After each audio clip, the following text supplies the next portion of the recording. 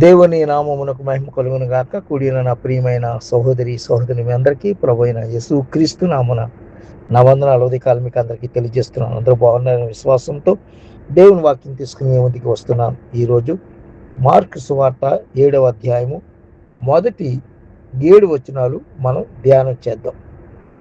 యెరూషలేము నుండి వచ్చిన పరిసయ్యులు శాస్త్రులలో కొందరు ఆయన యొద్దకు కూడి వచ్చి, ఆయన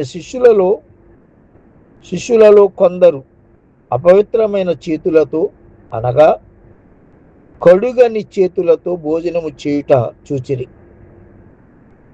ప్రభునందు ప్రియమైన వాళ్ళారా, ఇక్కడ యెరూషలేము నుండి కొందరు వచ్చారు యేసు ప్రభువారి దగ్గరికి. వాళ్ళెవరు అంటే పరిసయ్యులు, శాస్త్రులు వచ్చి ఆయన దగ్గరికి వచ్చి ఆయన అడుగుతూ ఉన్నారు, మీ శిష్యుల్లో కొందరు అపవిత్రమైన చేతులతో అనగా కడుగని చేతులతో భోజనం చేయుచున్నారు. ఇదేంటి చేయుట చూచాం మేము అంటున్నారు. కడుగని చేతులతో, అపవిత్రమైన చేతులతో. పరిసయ్యులు యూదులందరూ పెద్దల పారంపర్యాచారమును బట్టి చేతులు కడుగుకుంటేనే గాని భోజనము చేయరు. మన ఆనవాయితీగా పెద్దలు నిర్ణయించినటువంటి పారంపర్యాచారం ఉంది కదా, ఆ ఆచారం ప్రకారంగా చేతులు కడుక్కోకుండా ఎవరు భోజనము చేయరు. సాధారణంగా మనం చేతులు కడుక్కునే భోంచేస్తాం మనం కూడా కదా. ఎందుకంటే ఈ చేతులతో అనేకమైన పనులు చేస్తుంటాం, ఏవో పనులు చేస్తుంటాం. మన చేతులు డస్ట్ ఉంటుంది, మురికి ఉంటుంది ఏమండి. అవన్నీ కూడా మనం లోపలికి వెళ్ళి ఆహారం కనుక చేతులు శుభ్రంగా కడుక్కొని భోంచేస్తాం. సో అది వీళ్ళు చేయలేదని వీళ్ళ మీద శాస్త్రులు, పరిసయ్యులు యెరూషలేము నుండి వచ్చి నేరం వేస్తున్నారు. యేసు ప్రభుకి ఫిర్యాదు చేస్తూ ఉన్నారనమాట. యేసు ప్రభువారికి ఫిర్యాదు చేస్తున్నారు. 4వ వచనం, చేతులు కడుగుకుంటేనే గాని భోజనము చేయరు అన్నాడు. 3వ వచనం వరకు ఇలా ఉంది. 4వ వచనం చూస్తే, మరియు వారు సంత నుండి వచ్చినప్పుడు నీళ్లు చల్లుకుంటేనే గాని భోజనము చేయరు. ఇదియుగాక గిన్నెలను, కుండలను, ఇత్తడి పాత్రలను నీళ్లతో కడుగుట మొదలగు అనేక ఆచారములను వారు అనుసరించేది వారు. అనేక ఉన్నాయి. మరి బట్టలు,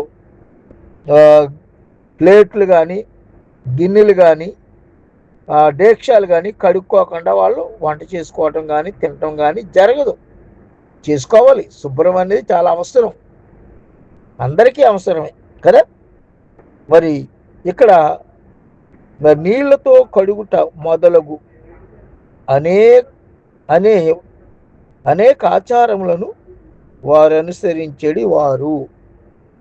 అతడు పరిసయ్యులను శాస్త్రులు నీ శిష్యులెందుకు పెద్దల ఆచారము చొప్పున నడుచుకొనక అపవిత్రమైన చేతులతో భోజనము చేయుదురని ఆయనను అడిగిరి.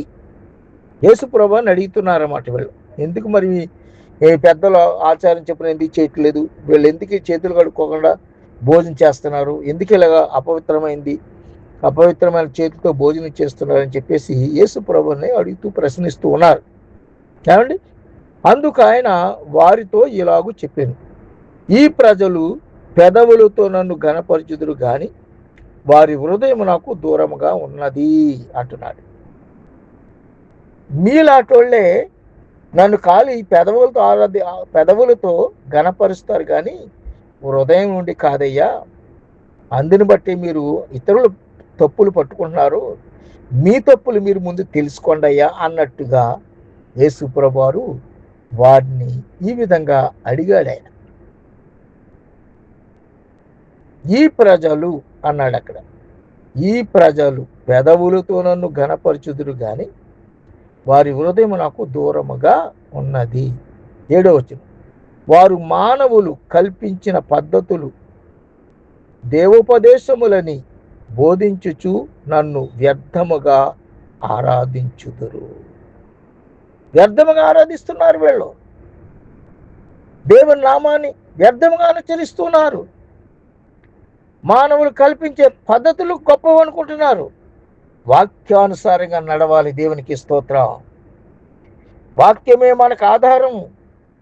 వాక్యమే మన జీవితాన్ని చదువుతుంది.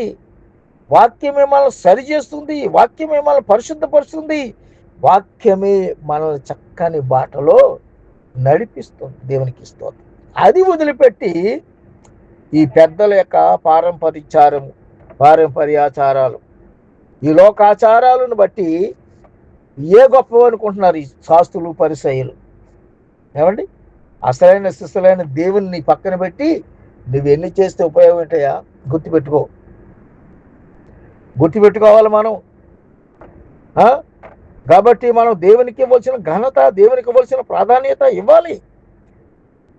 6వ వచనంలో అంటాడు కదా, అందుకు ఆయన వారితో ఇలాగూ చెప్పసాగాను, ఈ ప్రజలు పెదవులతో నన్ను ఘనపరచుదురు గాని వారి హృదయం నాకు దూరముగా ఉంది. వారు మానవుల కల్పించిన పద్ధతులు,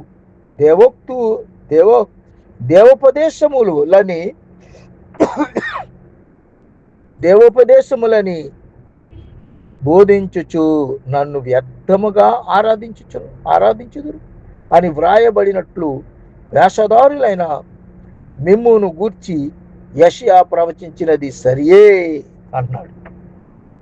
వేషధారులైనటువంటి వారు ఈ శాస్త్రులు, పరిసయ్యులను గురించి యెషయా ప్రవచించాడు. మీరు మీ పెదవులతో నన్ను గణపరుస్తారు కానీ మీ హృదయం నాకు దూరంగా ఉందన్నాడు ఆయన, యెషయా ప్రవచిస్తూ. ఆ ప్రవచనం అది వాళ్ళు అనుసరిస్తున్నారు. కాబట్టి ప్రభునందు ప్రియమైన వాళ్ళారా, దేవుని వాక్యం చెప్పేది ఏంటంటే మనం దేవునికి లోబడి ఉండాలి, అపవాదిని ఎదిరించాలి. అప్పుడు అపవాది మన దగ్గరికి పారిపోతారు. ఇటువంటి అనవసరమైన ప్రశ్నలు వేసే ఈ శాస్త్రులు, పరిసయ్యుల్ని మనం వారిని సరైనటువంటి వాక్యం చేత జవాబిచ్చి వారి నోరు మోయించి మన ముందుకు సాగిపోవాలని ప్రభుపేట మీకు మనవి చేస్తున్నాను. ఈ రోజుల్లో అనేక మంది ఇలాంటి శాస్త్రులు, పరిసయ్యులు వచ్చి క్రైస్తవుల్ని చాలా ప్రశ్నిస్తూ ఉన్నారు. మనం సరిగ్గా వాక్యం నేర్చుకుని వారికి సరైన సమాధానం ఇచ్చి యేసు ప్రభువారు వారి నోరు మూయించినట్లుగా మనం కూడా మూయిస్తే మనకి కవరు కూడా అడ్డకోలు ప్రశ్నలు వేయరు. కాబట్టి దేవునికి మహిమ కలిగినట్లు మనం ఆ విధంగా జీవిద్దాం. అట్టి కృప పరిశుద్ధాత్మ దేవుడు మనకందరికీ అనుగ్రహించును గాక. ఆమేన్. ప్రార్థన చేసుకున్నాం. ప్రేమ కలిగిన తండ్రి, కృప కలిగిన మా యేసయ్య, మీకు వందనాలు, స్తోత్రాలు చెల్లిస్తున్నాం. ఉచితమైన కృపను బట్టి ఆయన రాత్రంతా కాపాడి భద్రపరిచి ఈ రోజు ఇచ్చిన మా తండ్రి స్తోత్రాలు. డ్యూటీ కింద బిడ్డలందరికీ డ్రైవింగ్లో, పనుల్లో, రాకపోలు కాపాడి భద్రపరచండి. ఇజ్రాయెల్ దేశం, యెరూషలేం, అమెరికా, కెనడా దేశాలు, గల్ఫ్ దేశాలు, హిందూ దేశం అంతా రక్షణ మారు మనసు దయచేయండి. కృప చెప్పండి. గల్ఫ్ దేశాలని దేశపు రాజులందరికీ, దేశంలో ప్రజలందరికీ నాయన నీవు గొప్ప దేవుడు అని తెలుసుకుని నేను ఆరాధించే బిడ్డగా, నేను చేర్చుకునే బిడ్డగా, నీ నామమున బాప్తిజం పొంది రక్షణ పొందే బిడ్డగా చేయమని అడుగుతున్నాం. సహాయం చేయండి, కృప చెప్పండి. కాపుదలు ఇచ్చి నడిపించు నాయన. జీవము గల దేవానికి వందనాలు, స్తోత్రాలు తండ్రి. ఖతార్ దేశం దీవించాల్సి దేశంలో ఉన్న నాయన అనేక సంఘాలు, ప్రత్యేకంగా TCF సంఘానికి క్షేమాభివృద్ధి కలిగజేయండి. సంఘం చుట్టూ మీ దూతను కంచి వేసి కాపాడి భద్రపరచమని అడుగుతున్నాం. నీ సన్నిధి మాతో ఉంచి కాపాడి భద్రపరిచి మహిమ పొందండి, ఘనత పొందండి. మమ్మల్ని కానుగల స్థలాలకు అప్పగించుకున్నాం. సాంచి నాతో ఉన్న సహోదరులు, వారి కుటుంబాలు మీరు కాపాడి భద్రపరచండి. ఎవరైతే పుట్టినరోజు, పెళ్లి రోజు చేసుకున్నారో వారికి శుభాలు తెలియజేస్తున్నాం. ఎవరైతే తోబుట్టులు పోగొట్టుకున్నారో వారికి నా ప్రగాఢ సంతాపాన్ని తెలియజేస్తున్నాను. వారిని ఆదరించండి, ధైర్యపరచండి, బలపరచండి. వాక్యాలు వింటున్న వారు, వాక్యాలు షేర్ చేస్తున్న వారు ప్రతి ఒక్కరిని దీవించి ఆశ్రయించి వారికి చెందవలసిన దీవెనాస్తులు దయచండి. ఈ వాట్సాప్లో ఉన్నటువంటి మా ప్రియులు, కాంటాక్ట్లో ఉన్న ప్రతి ఒక్కరికి వారి అవసరం అక్కడ ఏమైనావో తీర్చి మీరు మహిమ పొందమని, ఘనత పొందమని, వారికి మంచి ఆరోగ్యం, బలం, శక్తి, ఉద్యోగ బద్దలు దయచండి, కాపులు దయచండి. మీ తోడని గంచమని, మహిమ పొందమని, దీవునైన మొరాలకి సహాయం చేయమని ప్రభువును రక్షకుడైన యేసుక్రీస్తు వారి దీవెనామములో ప్రార్థించి స్తుతించి దీనుడనై అడిగి వేడుకొనిచున్నాను నా పరమ తండ్రి. ఆమేన్. తండ్రి అయిన దేవుని ప్రేమ, కుమారుడైన యేసుక్రీస్తు వారి కృప, పరిశుద్ధాత్మకమైన సహవాసం, కాపుదల భద్రత మనందరికీ తోడయండి, నడిపించునుగాక. ఆమేన్. ఇట్లు మీ ప్రియ సహోదరుడు పాస్టర్ సుదర్శన్ రావు గడ్డం, దోహా, ఖతార్. దేవుని చేత మొదటి దినాత్రి కలుసుకుందాం. అంతవరకు సెలవు. May God bless you brothers and sisters. Amen. Amen. Shalom.